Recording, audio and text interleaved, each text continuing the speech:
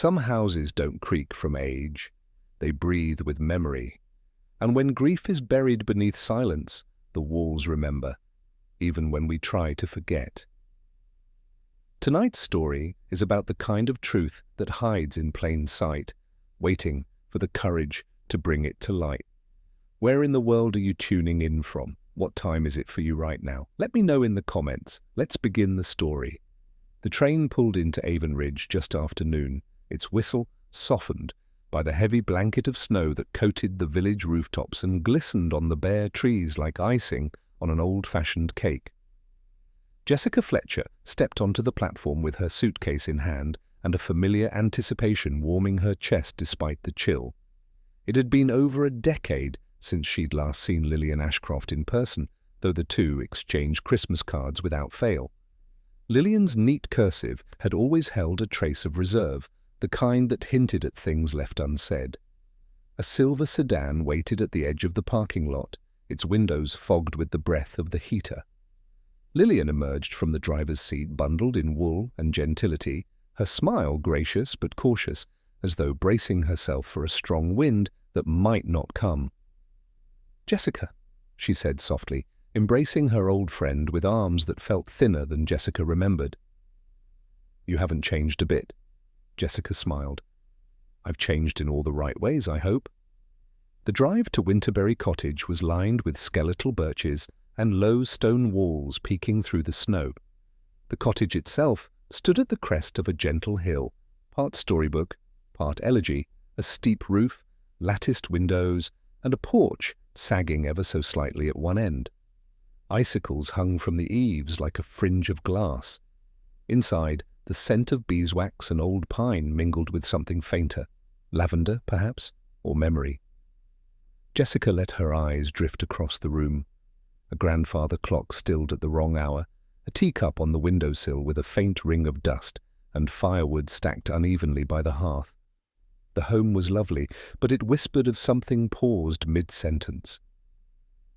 Later that evening, Jessica sat in a high-backed chair with a blanket across her lap and a cup of chamomile in hand. Lillian moved quietly through the kitchen, her slippers brushing the tile floor. The house creaked, not with disrepair, but with the peculiar shifting that comes from age and secrets. It was during dinner that Jessica first sensed the tension.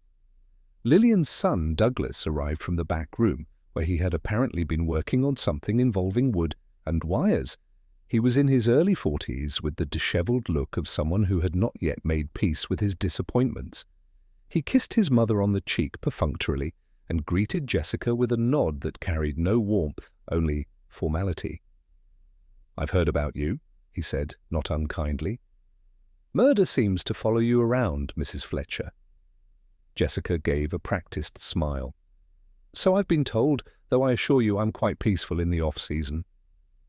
Dinner passed in a delicate rhythm of conversation. Douglas spoke of failed ventures in Boston with clipped sentences and passive bitterness. Lillian asked him to pass the peas and winced when he did so too roughly. Jessica noticed the way Lillian's hands trembled slightly as she set down her wine glass, and how Douglas seemed always on the verge of saying something, but thought better of it. The meal ended without incident, but Jessica felt something unspoken lingering between mother and son. It wasn't just grief, it was something older, calcified, some hurt that had outlasted apologies. As she made her way upstairs, Jessica paused by the stair rail and looked back. Douglas stood by the kitchen window, his silhouette sharpened against the falling snow, watching nothing. Jessica awoke early, drawn by the hush that only snowfall could bring. The sitting room was awash with morning light, soft and filtered, revealing the dust motes that danced like memories in the beams. She wandered to the mantel, where family photos stood in mismatched frames. One, in particular, drew her eye. A faded portrait of a little girl with solemn eyes and dark curls, her hand resting in Lillian's. Next to it stood a delicate snow globe, a Victorian cottage in miniature, forever caught in a swirl of artificial snow. Jessica reached for it, only to notice a thin hairline crack along its glass base. The water inside was slightly clouded, the snow heavier than it should be. Someone had tried to fix it, she thought, but time has a way of resisting mending. Lillian entered quietly, holding a tray with 2 cups of tea. She followed Jessica's gaze and said, almost to herself, "Charlotte always loved that globe. Shook it until the snow wouldn't fall anymore." Jessica looked at her friend gently. "She looks like you?" Lillian nodded, her smile faltered. She was 8. A fever took her, quickly. Douglas was just a boy himself. After that, nothing was quite the same. Jessica didn't press. She merely took the tea, her mind already threading pieces together, grief like wallpaper, layers upon layers, never fully stripped. The knock came just after noon. It was crisp, deliberate, 3 sharp raps that echoed through the cottage. Lillian seemed startled but composed herself quickly before opening the door. A tall man in his 60s, wrapped in a herringbone coat, stood on the threshold, brushing snow from his shoulders.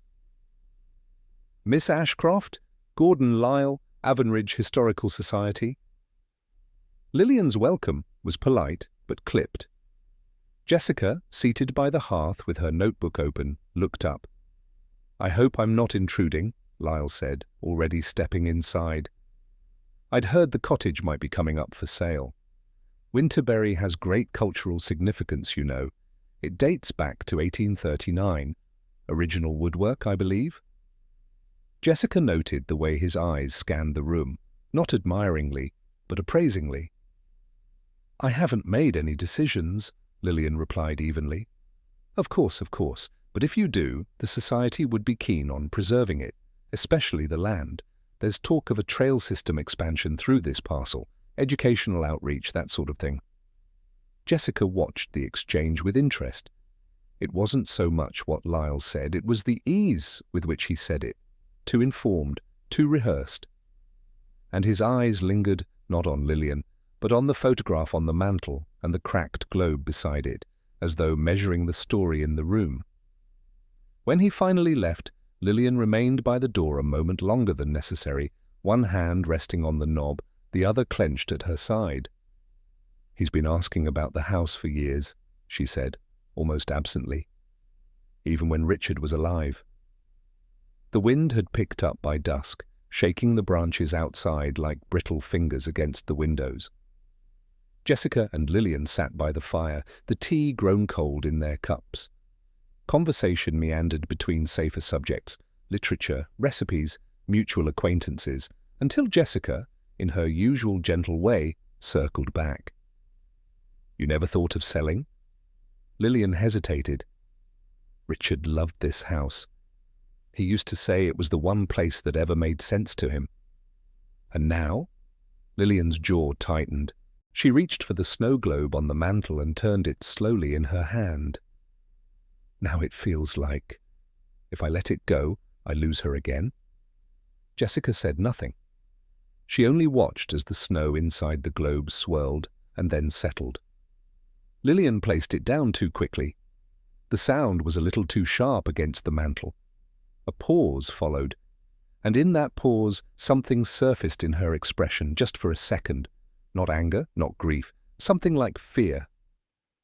"I'm sorry," Lillian murmured. "I didn't mean to." Jessica reached out, placing a hand over her friend's. "You don't have to explain anything, Lillian. I'm just here, that's all."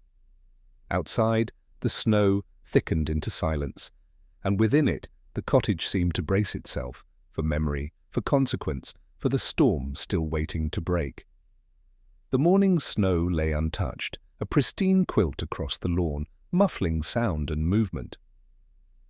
Jessica was stirring a second cup of tea in the kitchen when she heard Lillian's voice, sharp and distant, break the hush. "Douglas!" Jessica moved toward the back window. Beyond the frost-speckled pane, Lillian stood just outside the garden shed, one gloved hand pressed to her mouth. Her posture alone told Jessica all she needed to know.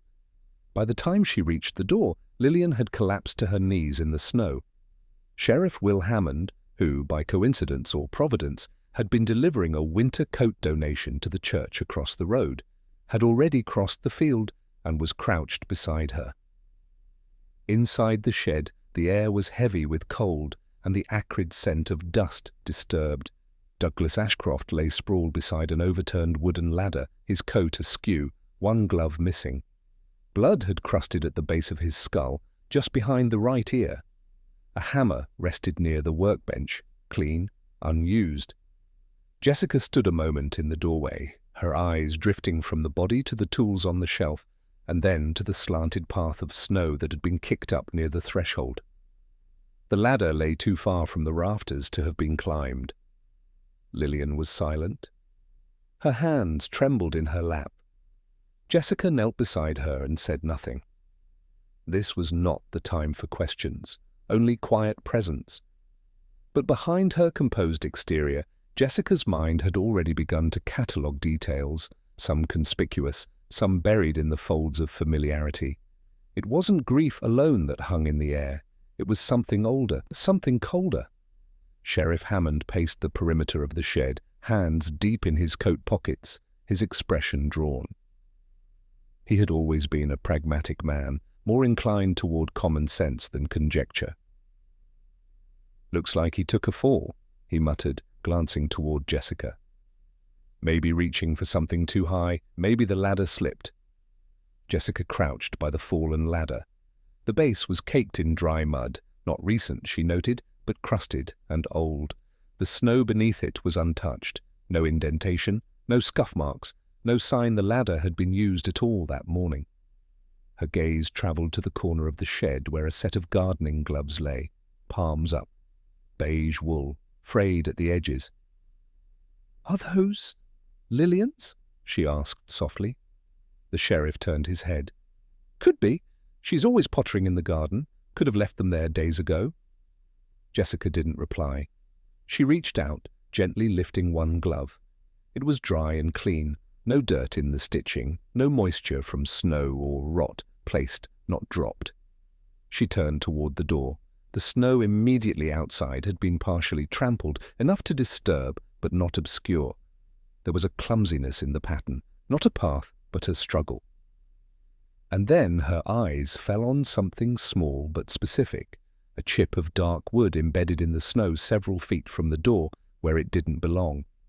Jessica didn't pick it up, not yet, but her mind quietly marked it. Accidents happened all the time, but in a shed, untouched for weeks, with gloves too clean and a ladder too dry, accidents had patterns. This was disorder, pretending to be accident. Back inside the cottage, the fire hissed gently in the hearth, but the warmth didn't reach Lillian's face. She sat still, hands folded in her lap, her eyes vacant. Sheriff Hammond stood near the mantel, arms crossed.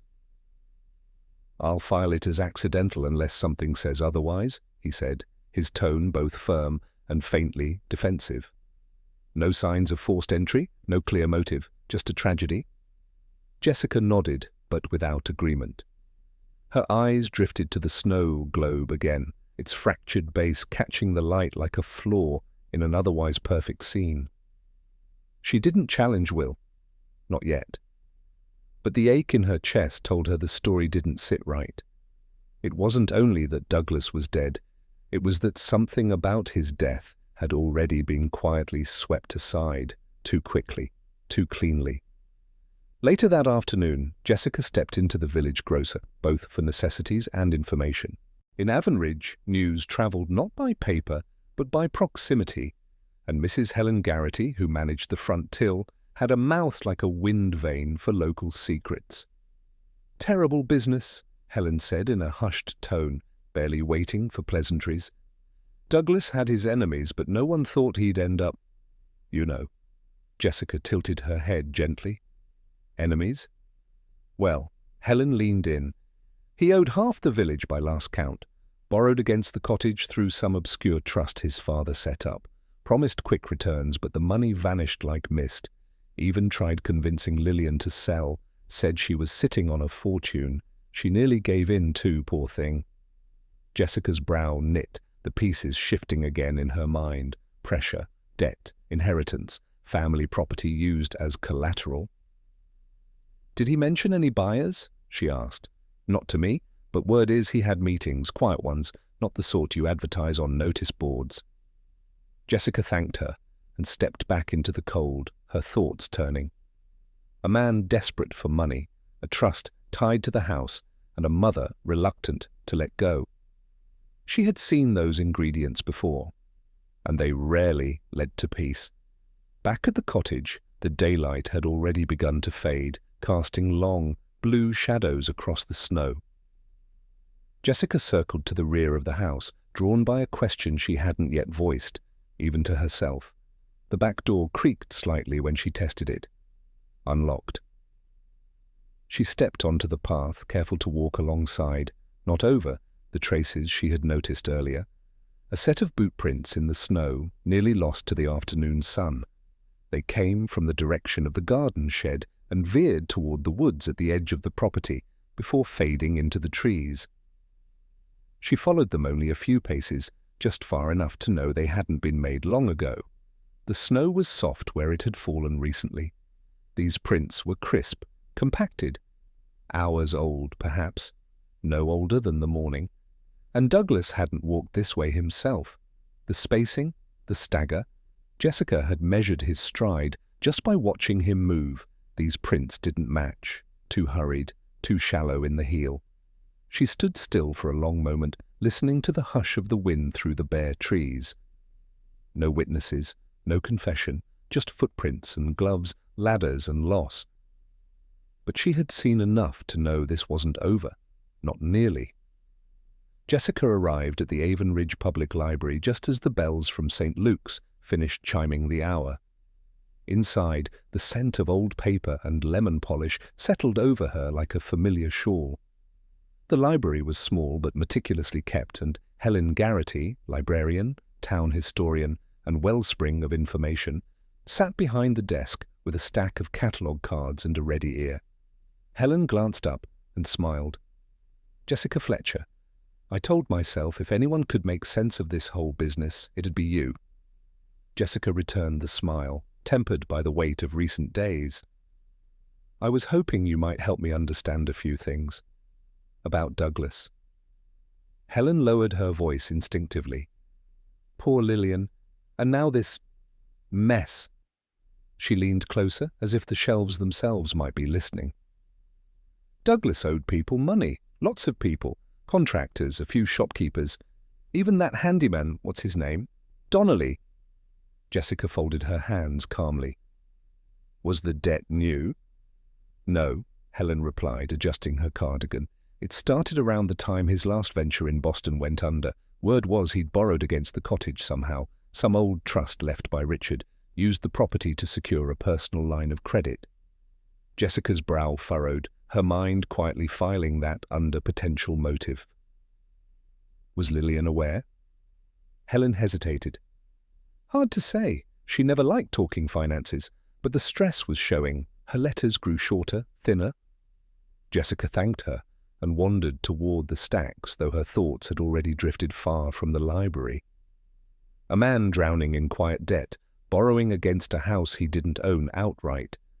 Jessica had seen such desperation before. It rarely ended with repayment.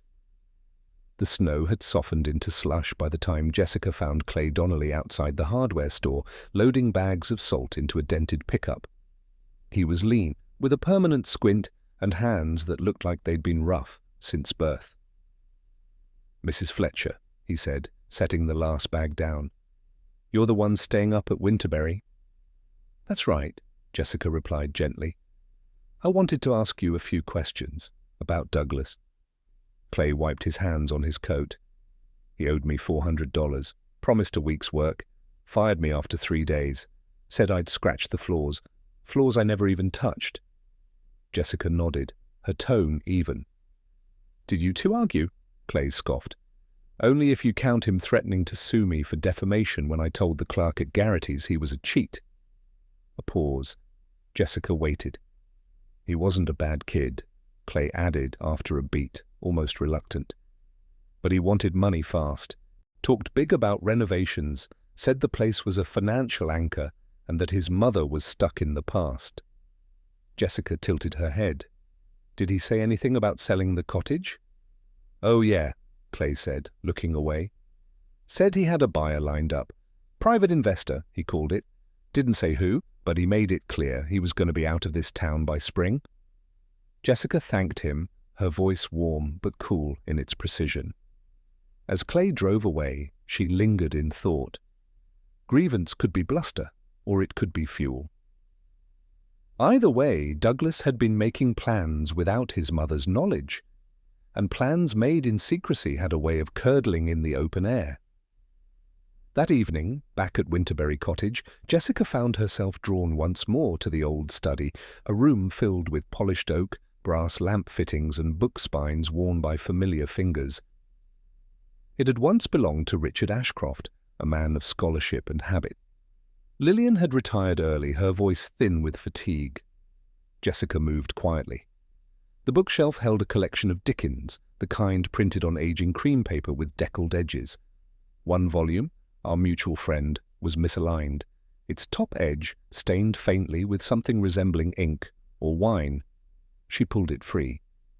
A folded slip of paper protruded from the pages, not quite a letter, not quite a note, torn at one edge and yellowing. Jessica unfolded it with care. If you proceed without my signature, it will not hold up legally. You know that. I will not be complicit. Ah. Jessica sat down, the weight of the room pressing inward. The handwriting was elegant, slanted, feminine, possibly Beatrice Lang, Richard's sister. The implication was immediate. Douglas had been attempting to sell or claim something he had no rightful authority over, and someone, likely Beatrice, had resisted. Jessica's eyes drifted to the window, where frost crept slowly across the corners of the pane. She knew this feeling well, the cold breath of an unfinished truth rising.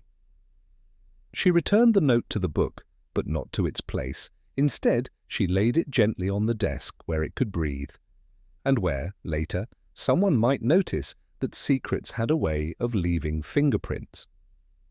The following morning, Jessica stepped into the sheriff's office, more out of courtesy than obligation. Will Hammond was reading a thin file, a steaming mug beside him and fatigue etched along the bridge of his nose. He glanced up as she entered. "Jessica, what brings you in?" "I wanted to ask about the state of the investigation," she said mildly, taking the seat opposite his desk. Will exhaled, closing the file. "Still accidental, as far as I can see. No signs of forced entry, no clear evidence of foul play, unless you've found something I haven't?" Jessica offered a half-smile. "Nothing conclusive, only patterns that don't quite fit."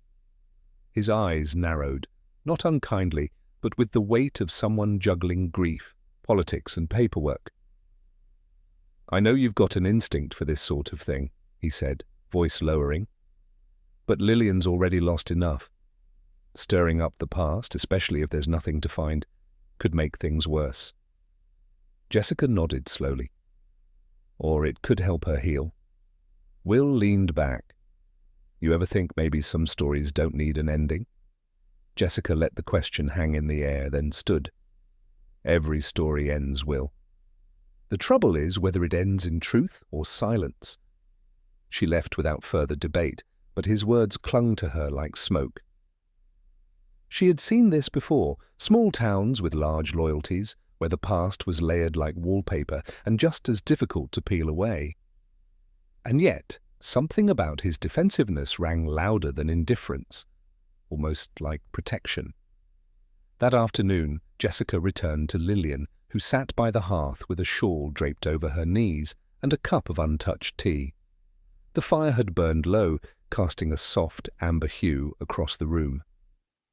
"Lillian," Jessica began gently, "did Douglas ever speak to you about selling the house?" Lillian hesitated, then gave a faint nod. "He brought it up once or twice, said we could move somewhere smaller, that the upkeep was too much." "And you refused?" Lillian's hands folded tightly in her lap. "Of course I did. This is my home, Jessica. Charlotte grew up here. Richard—" Her voice caught. "Richard died here." Jessica studied her. "Did he ever ask you to sign anything? Official papers?" A pause, then, "He showed me something once. Legal looking. I didn't even read it. I said no, and that was the end of it." Jessica hesitated. It wasn't. Lillian blinked. What do you mean? With the care of a trusted friend, Jessica told her about the torn letter she had found in our mutual friend and about what Helen and Clay had shared. Lillian's eyes clouded. I didn't know, she whispered. I thought he was angry because I wouldn't let go. I didn't realize he was gambling with it. Jessica reached out, her voice soft. You weren't meant to. And as the fire crackled and the daylight waned, Jessica felt the weight of something larger than property, a legacy twisted, a son's desperation, and a mother's trust quietly broken. But the pieces were falling into place. Slowly, yes, but clearly, and somewhere within them the truth waited. The next morning broke with a pale sun behind gauzy clouds, offering little warmth. Jessica made her way to the Avonridge Bank under the pretense of updating her traveller's checks, though her reasons reached beyond currency. The branch was modest, with dark carpet and glass partitions etched with pine trees. Behind one counter sat Charles Merrill, the branch manager, buttoned up, courteous, and discreet by nature. Jessica had met him once at a Rotary luncheon during a previous visit to New Hampshire. He remembered her. Mrs. Fletcher, he greeted. A pleasure. I hope I'm not disturbing anything, she said mildly. I was hoping to ask about a deposit made by Douglas Ashcroft, just for peace of mind, you understand. Charles's smile faltered ever so slightly. That's confidential. Jessica nodded. I expected as much. Still, considering the circumstances of his passing, I imagine you understand why certain questions linger. He hesitated, then lowered his voice. A few days ago, Douglas deposited a substantial cashier's check, mid-five figures, came from an escrow account, if I recall. Said it was a partial advance for a sale pending final paperwork. Jessica raised an eyebrow. Sale of what? Charles gave a tight shrug. He didn't say, but he seemed anxious, not excited, just eager to have it over with. She thanked him and left quietly, her thoughts already passing the implications. Douglas had received money, real money, yet hadn't mentioned it to his mother. If the cottage was the asset in question, and the sale was underway without Lillian's consent, the lines of legality were not just blurred, they were erased, and behind it all, someone had been willing to buy that silence. Jessica returned to Winterberry to find a car she didn't recognize parked neatly outside. The sound of voices, low and tense, met her ears as she entered. Lillian stood near the parlour fireplace, arms crossed. Across from her sat a woman of elegant bearing and firm expression, grey hair impeccably set, her coat folded over one arm. Jessica, Lillian said quickly, this is Beatrice. Richard's sister. Beatrice Lang, the woman supplied, standing. Her handshake was firm, her eyes sharp. You've been quite involved. Jessica smiled gently. Only where kindness permits. Beatrice turned back to Lillian. I simply wanted to make sure the records were in order. This house, Winterberry, has always had a tangled history. Richard knew that. And with Douglas gone, well, I thought it was time to clarify certain things. Jessica watched the exchange with care. Beatrice's words were precise, but they carried a chill. Not malice, something more restrained. She wasn't grieving, she was measuring. You never wanted the house, Lillian said, the faintest tremble in her voice. Richard said you didn't care. I didn't, Beatrice replied. But I also never signed it away, and if Douglas was attempting to leverage it, well, then I have a right to know. Jessica interjected softly. Were you aware Douglas had already received payment for a sale in progress? Beatrice blinked. Number I wasn't. Jessica noted the reaction, not surprise at the concept of betrayal, but at the timing. Beatrice knew something, she was hiding something, and Jessica now wondered if she had returned to protect Lillian, or herself. That evening, the house fell into a lull, the kind that made time feel suspended. Jessica and Lillian sat in the sitting room, the fire now little more than coals and silence. Jessica spoke quietly. Douglas mentioned Charlotte once, briefly. It seemed difficult for him. Lillian was silent for a moment too long. Then, slowly, her hands folded around her teacup like it was something breakable. "She died in that upstairs room," Lillian said softly. 8 years old. Scarlet fever. We caught it too late. I was hosting the church fundraiser that week. Douglas was watching her. Only for a few hours. Jessica listened without interruption. He told me afterward he'd gone outside for just 10 minutes, but the fever spiked. And by the time I returned, her voice broke. She closed her eyes. Douglas blamed himself, but I blamed myself more.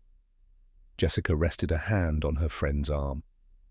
"For years," Lillian continued, "he would remind me of that day whenever we disagreed."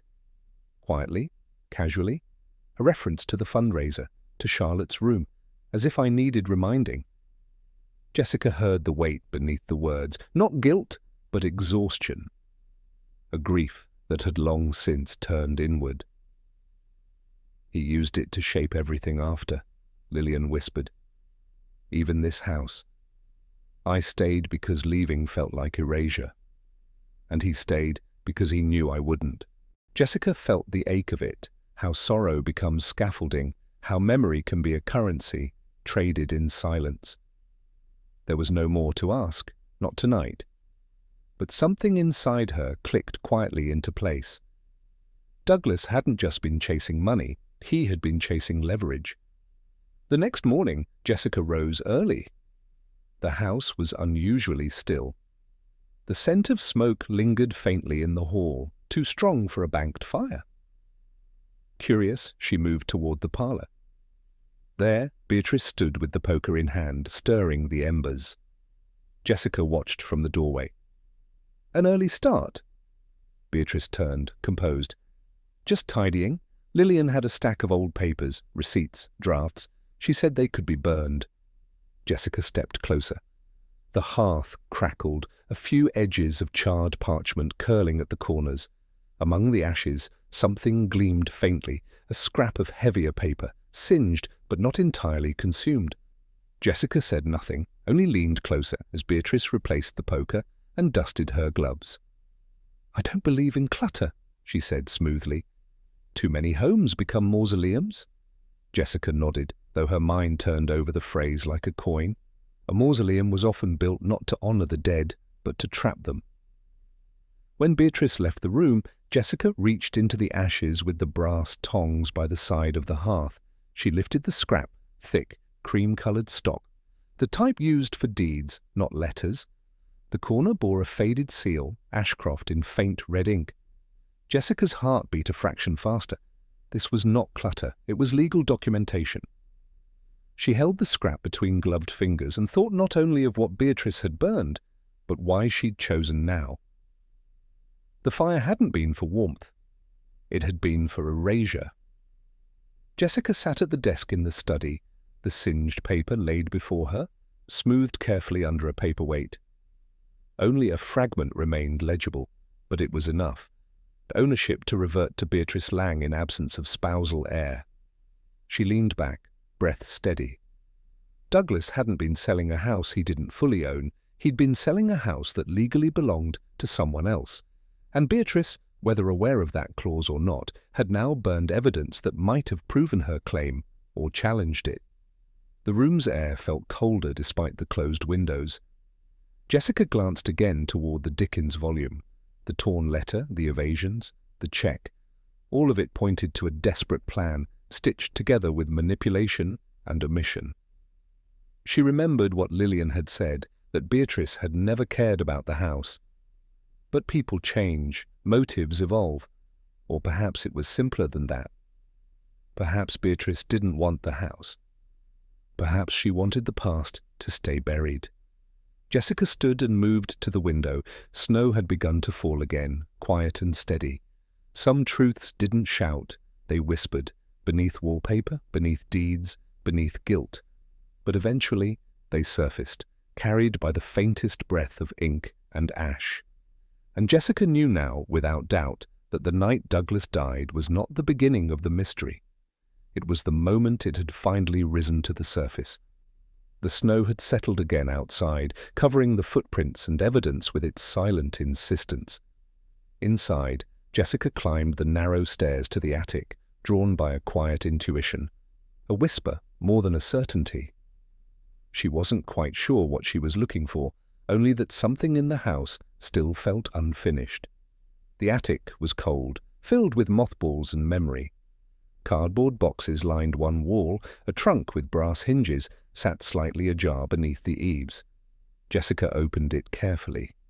Inside, old receipts, tax folders, a brittle wedding invitation from 1958, and tucked beneath them a yellowing roll of paper tied with a green silk ribbon. She unrolled it on the floor. It was a floor plan of Winterberry Cottage, hand-drawn, meticulous. A date in the corner, 1927. Jessica's eyes moved over the familiar layout, the front sitting room, the library, the kitchen, the narrow staircase, but her brow furrowed when she noticed a small, square space marked beneath the stairs. Closet, converted nursery. She glanced back at the roll. There was no closet there now. It had been walled over. Back downstairs, Jessica ran her hand along the hallway paneling beneath the stairs. A faint outline, barely noticeable, interrupted the pattern in the wallpaper. Her fingers paused on a small brass knob half hidden behind a coat rack. She turned it. A breath of stale air greeted her as the panel clicked open with a reluctant sigh. Some rooms are sealed for a reason. Others, only because no one thought to look again. The space was scarcely more than a crawl. Dust clung to every surface like a second skin. Jessica ducked beneath the low ceiling, her breath catching in the still air. There was no light, save what trickled in from the hall. A child's wooden chair rested in the corner, legs uneven, one splintered. On the opposite wall, under tattered wallpaper with a faded duck pattern, the plaster had cracked slightly at the base. Jessica reached out and peeled a strip gently away. Beneath it, carved in uneven, shallow strokes, were the initials C.A., Charlotte Ashcroft. Jessica felt her chest tighten. Beside those letters, scratched more recently and with unmistakable fury, were three crude words, D. a liar. The wall carried no timestamp, but the pain in its etching was fresh. Jessica ran her fingers lightly over the words. There had been a confrontation in this space, perhaps not physical, but deeply emotional. Charlotte's initials felt like a time capsule, untouched for decades. Douglas's message, however, was different. This was no childish scribble, no spontaneous release. It was accusation, made private. Jessica leaned back on her heels, her mind racing quietly through the days past, the burned deed, the torn letter, the check at the bank. Douglas had discovered something about the house that upended everything he believed, and someone he once trusted, had kept it from him. Had he come here seeking clarity? Or had someone brought him here in anger or fear? The silence of the little room pressed in like breath held too long. Jessica backed out slowly, careful not to disturb anything more. The house had tried to bury its past with wallpaper and silence. But truth, even when carved in secret, finds a way to speak. Jessica sat at the study desk, her thoughts stretching across time like threads in a web. She laid the evidence before her. The torn letter tucked inside our mutual friend, the scorched fragment of the deed, and the memory of that cashier's check. Now a ghost ledger entry in the bank's records. Each item, on its own, hinted at disturbance, but together they revealed something far more deliberate. Douglas had known. He had discovered that Winterberry Cottage was not Lillian's to sell, not fully. The deed had never been properly transferred after Richard's death. The trust, once dormant, had loopholes. And Beatrice, by right of succession and technicality, still held claim. But rather than confront his mother outright, Douglas had maneuvered behind the scenes. He likely hoped to finalize a sale before the truth emerged, using forged or incomplete documentation. The torn letter, likely from Beatrice, had been his warning. The deed was his undoing. Jessica exhaled slowly. She pictured Douglas, furious, cornered, perhaps afraid, but not without guilt. He hadn't acted in malice alone, he had also acted in desperation, and perhaps shame. He had risked everything for a future built on a house he didn't own, and a grief his mother had never shed. What Jessica still didn't know, what lingered just out of reach, was how that desperation had turned fatal. Accident? Rage? Or something quieter? Murkier? Jessica traced a finger over the letter's closing line. I will not be complicit. Someone had chosen silence over confrontation. But silence has its price, and Douglas had paid it in full. The memory formed not from certainty, but from evidence arranged in alignment, like stars that told a story only if one chose to see the pattern. Jessica pictured Douglas returning late from the bank. The deposit made, the deal still unfinished. He'd found the hidden clause, the challenge from Beatrice, perhaps even a copy of the deed, just enough to shake his confidence. That night, Jessica suspected, he'd confronted Lillian, not with violence, but with accusations. You knew, didn't you? Jessica imagined him saying. All this time, you knew it wasn't really yours. And Lillian, grieving, exhausted, emotionally worn down, might have tried to explain that the house had been left untouched out of love, that she'd signed nothing because it felt like betrayal. Douglas, who had used Charlotte's memory like a wedge for years, would have pushed harder. You stayed here to pretend, he might have said, to wall yourself in and call it sacrifice. Jessica could imagine the voices rising, Lillian's guilt morphing into panic, a shove, a loss of balance on the threshold of the shed, Douglas falling backwards, striking the edge of the workbench, crumpling like dropped fabric. Not murder, but not innocence. And then the gloves. The ladder moved, the scene arranged in quiet hysteria. Jessica closed her eyes. She had seen grief wear many faces, but the one that covered up a death out of fear, that was the most dangerous, because it didn't scream, it whispered, and it begged not for justice, but for forgetting. But forgetting was no longer an option. Not now. Jessica stood at the edge of the garden, the sky low and grey, the shed door just visible beyond the row of sleeping rose bushes. Winterberry stood behind her, unchanged on the outside, but no longer silent. Some truths arrive gently, like snowflakes, soft and cold. Others land with weight. This one had done both. She thought of Lillian, and of all the years she had held her daughter's absence close, like a keepsake worn thin. Of Douglas, a man whose hurt became hunger. Of Beatrice, who had erased a corner of truth in the name of order. And of the house itself, layered in memory, paper, ash, and grief. Jessica folded her hands, slowly. The mystery had not been who committed the crime, it was why no one had spoken sooner, and what fear, more than guilt, had left a body lying in the snow. Snow continued to fall in soft veils across the fields outside Winterberry Cottage, and inside the fire had been built high, casting flickering warmth across the sitting-room walls. Jessica had invited them all under the simplest pretext to speak about the history of the house. It was, technically, true. Beatrice arrived precisely on time, her composure crisp as ever. Sheriff Will Hammond followed soon after, reluctant but curious. Lillian, pale and quiet, settled into the armchair nearest the hearth, her hands clasped tightly in her lap. She had not asked for an explanation. Jessica sat near the piano, a small notebook resting lightly in her palm. "There's something I've been thinking about," she began, her voice calm. "Not just about what happened to Douglas, but about what this house has carried, what it's concealed, and what it has finally chosen to reveal." No one interrupted. Jessica's eyes moved from one face to another. A torn letter, a burned deed, initials hidden beneath wallpaper, each piece insignificant alone, but together they speak. Lillian shifted slightly. Beatrice's jaw tensed.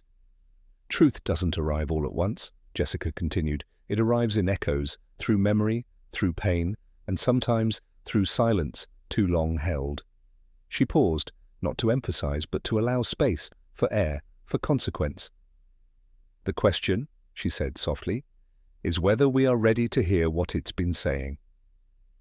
In the quiet that followed, the fire cracked, and from somewhere deeper than grief, Lillian closed her eyes. Jessica rose slowly and moved toward the writing desk, where she had arranged the collected pieces: paper browned by fire, letters frayed with time, the faintly outlined floor plan now flattened under a glass pane. "This," she said, gesturing gently, "isn't about a contract or a signature. It's about a legacy." She turned toward Lillian. "You never meant to deceive anyone, but in not confronting the truth of this house's ownership, you left it open to be misused." Lillian stared at her, unblinking. "Douglas discovered the loophole," Jessica continued. "He tried to sell the cottage without your knowledge, believing he had legal recourse. When Beatrice refused to cooperate, he moved forward anyway. The escrow deposit, the forged document. It was a reckless decision, but not one born of greed alone." She folded her hands. "He believed the house was the reason you never forgave him, and when he realized he didn't even truly own it, that belief must have shattered." Beatrice remained motionless, though Jessica could sense a breath caught just behind her ribs. Jessica stepped closer to Lillian. "That night in the shed, he confronted you, didn't he? Accused you, perhaps even threatened to evict you." Lillian's lips parted, but no words emerged. "You didn't mean to hurt him," Jessica said gently. "But in that moment, in your fear, in your heartbreak, you acted. And when you saw what had happened, you tried to undo it, rearranged the ladder, left your gloves, locked the truth behind grief again." The silence was no longer defensive. It was surrender. Lillian's eyes welled. Jessica sat beside her, placing the notebook aside. "He wasn't asking for the house," she said softly. "He was asking for you to carry the burden of what he felt too." And for the first time, Lillian lowered her head and wept. "I didn't want to," Lillian whispered, the tears clinging to her voice. "I never wanted to hurt him. He was angry, yes, but I've seen him angry before. It was different this time." Her gaze dropped to her lap, where her hands had curled tightly, as if remembering the moment through the tension of her own knuckles.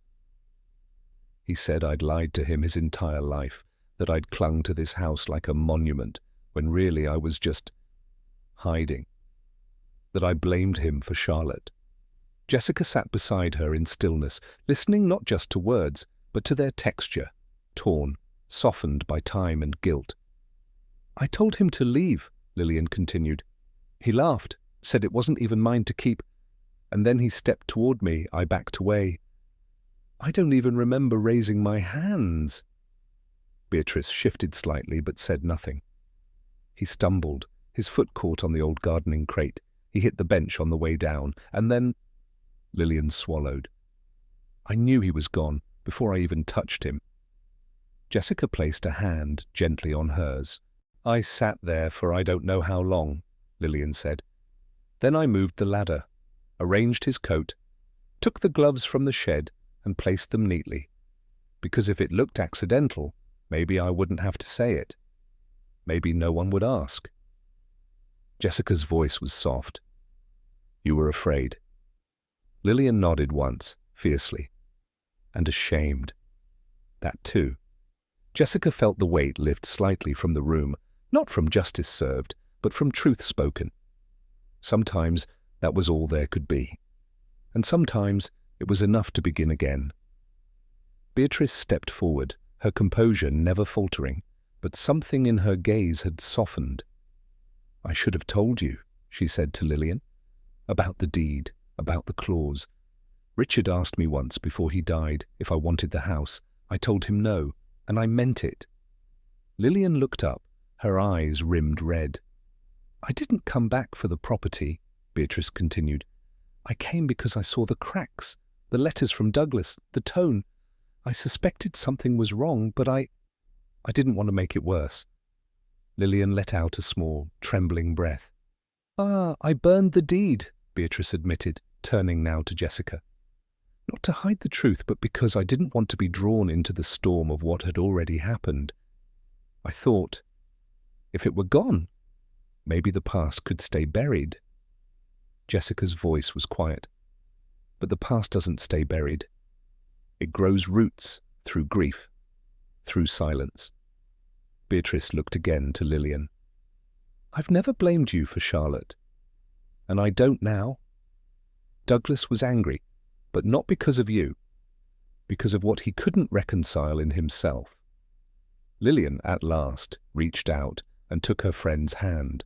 They sat like that for a long moment, not as witnesses, not as claimants to a home, but as two women who had held too much for too long, and who had finally begun to let go. Sheriff Hammond had remained quiet through it all. His arms were crossed, but the posture was not defensive, simply considered. When Lillian's confession ended, he let the silence linger a while longer before speaking. "I appreciate your honesty, Lillian," he said gently, "and I believe you." Lillian blinked, startled. Will continued, his voice even. There was no sign of struggle. No defensive wounds, no weapon. "I had already leaned toward accidental fall, and now I understand why." Jessica watched him carefully. His tone wasn't lenient, exactly, but it held something rare. Compassion shaped by understanding, not sentiment. "I'll need to file a report," he added. "There will be questions. From Concord, maybe. But I'll make sure the truth is in it. All of it, including your cooperation." Lillian nodded slowly. "Thank you." Will shifted his weight, glancing toward the window where the snow had begun to lighten. "You may not need to leave Winterberry," he said, almost as an afterthought. "But I'd suggest letting the house breathe. Let it be more than what it's been holding." Jessica felt the resonance of that. Houses, like people, could carry things far past their time. As Will stepped out into the foyer, he paused beside Jessica. "You always find it," he said. "Whatever's been buried." She offered him a soft smile. "I don't find it. I just listen to what's already there." He nodded, and with that, the law left the cottage not as a threat, but as a witness. Jessica turned back to the firelight. The story wasn't over, but it had finally been told. The snow had stopped by morning. A quiet hush blanketed the cottage, the sort that only follows a long-held breath, finally released. Jessica sat by the window in the parlor, a thin shawl wrapped over her shoulders and a half-drunk cup of tea resting beside her. Outside, the trees stood bare, their branches now soft with new snow, their severity dulled. Winterberry Cottage no longer felt heavy. The rooms still creaked, and the wallpaper still curled slightly at the edges, but the air had changed. Jessica felt it in the way the light moved through the glass, in the way the silence no longer pressed, but breathed. Lillian had gone out for a walk, alone, a small but meaningful gesture. And Beatrice had returned to her hotel with the intention of staying one more day. No need, she'd said, to rush back to a life that hadn't waited for her in decades. Jessica glanced at the hearth, where the fire had finally died out. The ashes were clean, the grate empty. But even that felt like a kind of peace, a signal that something had burned away properly, without force or shame. Grief doesn't vanish, she thought, but it does soften when named. She stood, brushing her hand along the edge of the piano as she passed. The same house, the same walls, but no longer the same story. It had been rewritten in honesty, and as the snow clung lightly to the sill, Jessica felt, for the first time since her arrival, that the house was truly at rest. Jessica moved slowly through the cottage, her fingertips grazing the objects that had once been silent characters in a heavier story. The grandfather clock in the hallway had begun ticking again. Douglas had adjusted it days before his death, a detail Jessica hadn't registered until now. She thought of how small repairs can feel like gestures of control, acts of hope in disguise. She paused beside the bookshelf, where our mutual friend now rested properly on the middle shelf, the torn letter no longer hidden. The air in the study felt cleaner, as though memory had finally been permitted to unspool without resistance. Every room had retained something, the faint scent of lavender in Charlotte's old hidden space, the carved initials on the nursery wall, the mark on the floor where the snow globe had once cracked against time. Objects remembered things long after people forgot. Jessica reflected quietly. Homes were not merely structures of timber and brick. They were emotional reservoirs. Furniture retained friction. Rugs remembered where someone had stumbled. Windows framed not just views, but years. Even now, the way the light angled across the desk told a story of late-night letters, of Richard's long absences, of Douglas poring over documents, not for curiosity, but for proof.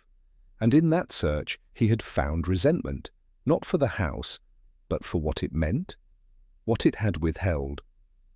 Jessica stepped into the kitchen and ran a hand across the edge of the table, where Lillian had once folded napkins with the precision of someone clinging to civility. The echoes were still there, but they no longer screamed. It struck her that the house hadn't been resisting change, it had simply been waiting for the truth. And now, with its secrets gently laid bare, Winterberry no longer whispered in shame, but rested in memory. Later that day, Jessica returned to the window where she had spent her first morning in Avonridge. The view remained unchanged, trees dusted in snow, the garden path barely visible, but the stillness now felt earned, not imposed. She opened her journal, the same one she kept whenever a case felt more personal than procedural. Her pen hovered for a moment before it touched paper. Some endings don't arrive with answers. They arrive with understanding. She paused, letting the words settle. There had been no villain here in the traditional sense. No grand deception. Just people weighed down by unspoken things. Guilt, duty, regret. Lillian had not meant to harm. Beatrice had not meant to hide. And Douglas, for all his anger, had been searching not for power, but for meaning in a place that had held him at a distance. Jessica wrote slowly, each line quiet and deliberate. Winterberry was never haunted by ghosts, only grief, too old to name. She thought of Charlotte's initials beneath the wallpaper and how they had survived every repaint, every renovation. How Douglas had returned to that space and left behind his own confession, not in dialogue, but in the carved word liar, etched in wood like a final plea. Jessica looked out the window. The church bells were ringing in the village below, measured, clear.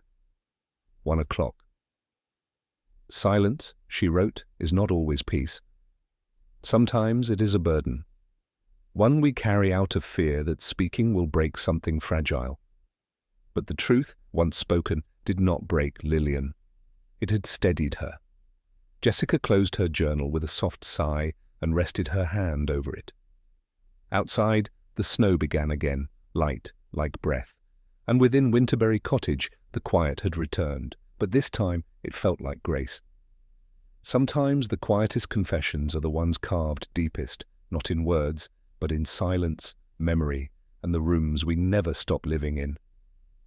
But tell me, do you think Douglas ever truly wanted the house, or simply the truth it refused to give him? I'd love to hear what you think. Share your thoughts or theories in the comments below. And if this mystery moved you, stay a little longer, give it a like, share it with a fellow mystery lover, and follow along for more stories where the truth hides just beneath the surface.